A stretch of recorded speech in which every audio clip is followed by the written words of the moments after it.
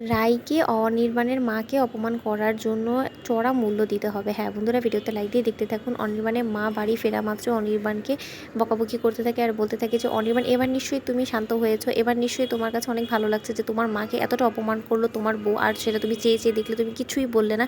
তুমি কি মনে করেছো অনির্বাণ যে এর জন্য আমি রাইকে কোনো কিছু বলবো না? রাইকে আমার এই সকল অপমানের জন্য চড়া মূল্য দিতে হবে। তুমি দেখে নিও, রাই শুধু একবার আসুক, কতদিনই বা ওর মায়ের কাছেও পড়ে থাকবে? এক না একবার তো সংসার করার জন্য বাড়িতে আসতেই হবে, তাই না? আর আমি খুব ভালো করেই জানি যে ও খুব শীঘ্রই এ বাড়িতে ফিরে আসবে, আর তখনই আমি ওকে দেখাবো আমার আসল রূপ। ও এখনও পর্যন্ত ওর শাশুড়ি মায়ের আসল রূপ দেখিয়েই উঠতে পারিনি। তুমি দেখে নাও, এবার আমি ওই মেয়েটাকে যদি উচিত শিক্ষা না দিয়েছি, আর ওর ছোটো বোন কী মনে করেছে যে আমি ওকে ছেড়ে দিব? ওর ছোটো মুখে বড় কথা বলো না, আমি বার করে দিব।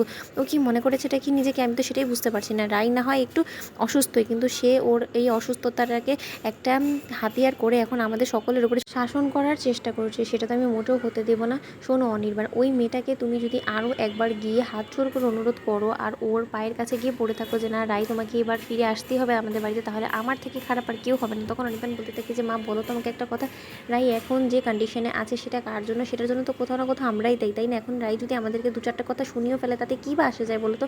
আমরা তো সেই কথাগুলো শুনতে এখন যথেষ্ট পরিমাণে বাধ্য, কারণ আমরাই তো ওর সাথে এই অন্যায়টা করেছি দিনের পর দিন। আচ্ছা আমি না হয় ভুল করলাম, কিন্তু তোমরা তো একবার হলো আমাকে বাধা দিতে পারতে, তোমরা তো একবার অন্তত আমাকে বলতে পারতে যে না অনির্বাণ, এই জিনিসটা তুই যেভাবে দেখছিস সেটা এরকম নাও হতে পারে, সেটা একটু ভিন্ন রূপও ধারণ করতে পারে। কিন্তু তোমরা এটা না করে তোমরা কী করেছো? উল্টো আমাকে রাইয়ের বিরুদ্ধে আরও উস্কে দিয়েছো। এটা কেন করেছো মা?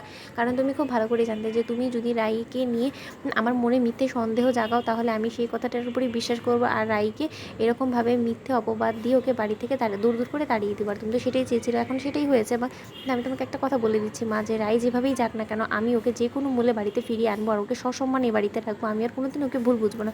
তখন এই কথা বলা মাত্র অনির্বাণের বাবা বলতে থাকে যে অনির্বাণ, এটাই তো তোমার একটা সমস্যা, যে তুমি যে কথাটা বলো সেটা তুমি কার্যক্ষেত্রে করে দেখাতে পারো না। তুমি যে আমাদের ঘাড়ে সব দোষ চাপানোর চেষ্টা করছো, সেটা কেন করছো আমি তো সেটাই বুঝতে পারছি না।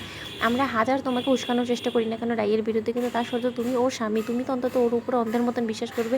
তা না করে আমরা তোমাকে উস্কে দিলাম, আর তুমি সেই কথা অনুযায়ী নেচে উঠলে, সেটা কি সম্ভব বলো তো অনির্বাণ?